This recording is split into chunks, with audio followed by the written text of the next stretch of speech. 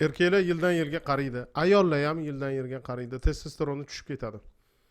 Bir xilda bu narsani tabiiy ko'tarsa bo'ladi.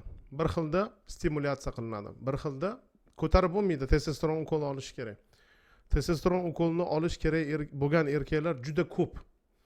Lekin bugun xuddi boshqa kasallikka o'xshab testosteronni tushganini sababini aniqlab, shuni ko'tarishga harakat qildik va uni natijasini sizga ko'rsatamiz. Demak, 36 yasharli erkak keldi oldimizga. Kelganlarda testosteroni 6 edi. O'rtoqlar, testosteron 6 degani agar yana ikkita tushsa xotinnikidek bo'lib qoladi degani. Xotinlarda 2, 3, 4 nanomol litr bo'ladi. Erkaklarda 30, 40, 25, 36 shunaqa nanomol litr bo'ladi. Xo'p. 12 dan baland deydi-yu, 15 dan pastiga normalniy yashab bo'lmaydi. Xullas, adres yoki konsultatsiya uchun telefon nomer kerak bo'lsa, oxirida beraman. Shuni aytmoqchimanki, agar sizni testosteroningizni ukol qilib ko'tarish kerak yoki tabiiy yo'l bilan ko'tarsa bo'ladimi yoki stimulyatsiya yo'li bilan ko'tarsa bo'ladimi, shuni bilishingiz uchun ikkitagina analizni o'zingiz uyda topshirib ko'rsangiz bo'ladi. Luteinlovchi gormon LG deyiladi va общий testosteron. Agar testosteron past, LG baland bo'lsa, tabiiy ko'tarib bo'lmaydi. Ukol olishingiz kerak. Agar LG normada yoki past, testosteron past bo'lsa ko'tarib bo'ladi. Xullas topshirib ko'rish kerak. Har bitta kasallikka o'xshab testosteronini ko'tarishga kelgan erkak och qoringa keladi va murakkab gormonal va boshqa qo'shimcha tekshiruvlardan o'tadi. Xo'p, bu erkagimizda o'sha misol uchun ortiqcha vazni bor.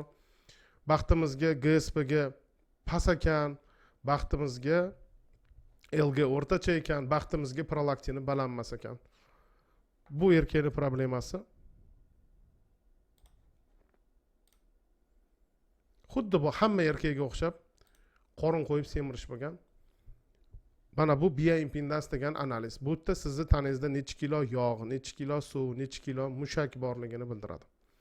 Xo'p, 34 yosh ekan, kechirasizlar, yoshida adashimman. Erkaklarning shu taxminan 40-45 yoshgacha tabiiy ko'tarsa bo'ladi testosteronni. U testosteronini yo stimulyatsiya qilib ko'tariladi, yo sport qilib yoki o'sha agar nimadir testosteronni tushirib turgan bo'lsa, misol uchun ortiqcha vazn, uni normaga keltirib davolab tuzatsa bo'ladi. Demak, 31 kun ichida bemorimizda 54 kilo yog'i bor edi. Shuni 50 kiloyu 400 gacha kamaytirdi. Ya'ni 3 kilo 600 yog'dan ketdi. Umumiy 9 kilo ozdi. Odam ozganida tanasidagi ortiqcha suvlari, mushaklaridagi ortiqcha suvlari, suyak massasi, mushak massasi, ichki a'zolar va yog'dan ketadi. Siz ozganingizda hammasi yog'dan ketmaydi. Noto'g'ri ovqatlanib semirib ketganingizga badan shishgan bo'ladi. Ichi chavola kattalashgan bo'ladi. Ozganingizda ular ham ozadi. Xullas 3 kiloyu 600 yog'dan ketish va luteinlovchi gormonni stimulyatsiya orqali ko'tarish testosteronini 1 oy 31 kun ichida 20 yu 46 gacha ko'tarildi. Bu erkagimiz yana ozsa, yana testosteroni ko'tariladi. Yana ozsa, yana testosteroni ko'tariladi. Testosteroni ko'tarilgan sari stimulyatsiya kamaytirib boradi va yetarlicha ozganida o'zini testosteroni bilan toki qarigunicha sog'lom, zo'r erkaklik quvvati, zo'r jismoniy quvvat bilan yashaydi. Xo'p, o'rtoqlar, faqat общий testosteronni ko'tarish o'zi yetarli emas. Svobodniy testosteron ham mana 27 gacha ko'tarildi. Kelganida xo'p, 11 edi. Xo'p, bunisi ham 200% dan ko'p ko'tarilgan. Xo'p, insulinning balandligi, ortiqcha yog' testosteronni tushiradi. Bugun shu haqida edi. Ya'ni insulinni normaga keltirish, dabavkalardan L-karnitin ishlatilgan. O'rtoqlar, L-karnitin zo'r narsa, tabiiy narsa, zarari yo'q. 2-3 ta kardiodan oldin ichib olamiz. Bu yerda semiz odamni fitness qildirish shart emas, testosteronni ko'tarish uchun ozdirsangiz shuni o'zi yetadi. Agar ozg'in, nozik, nimjon erkak bo'lsa, unga kardio shart emas, fitnessni o'zi testosteronni zo'r ko'taradi. Xo'p, mana shunaqa murakkab, ba'zi birlar uchun murakkab emas, oddiy usullar bilan testosteron shunaqa 100%, 200% ko'tarilyapti.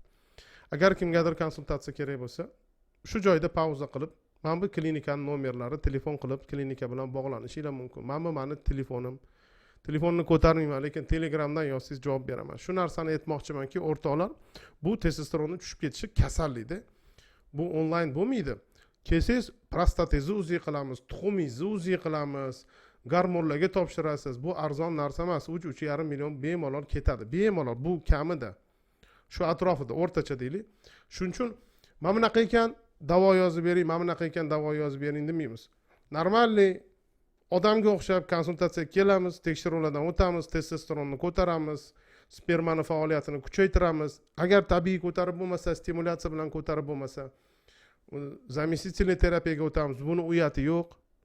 Пожалуйста, asosiysi past testosteron bilan siz normalniy erkakka o'xshab yashaysiz, normalniy pul topa olmaysiz, normalniy karyera qila olmaysiz, normalniy sport qila olmaysiz.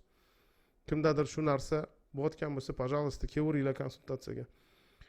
Testosteron seks degani emas, testosteron hafsala degani, ambitsiya degani, biznes degani, sport degani, u hamma narsaga ta'sir qiladi va xuddi shu narsa ayollarda ham bo'ladi.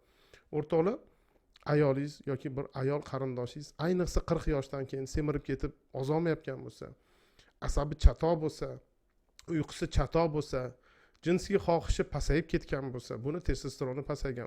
Ayollarda ham testosteron bo'ladi. Juda ham pasayib ketadi, ularda ham 0 gacha tushib ketadi. Erkaklarda 0 gacha tushganini deyarli ko'rmaymiz. Shuning uchun ularni ham davolash kerak bo'lsa. Bu kompleks davolanadi, kompleks tekshiriladi. E'tiborli uchun rahmat. Bugun shu haqida edi.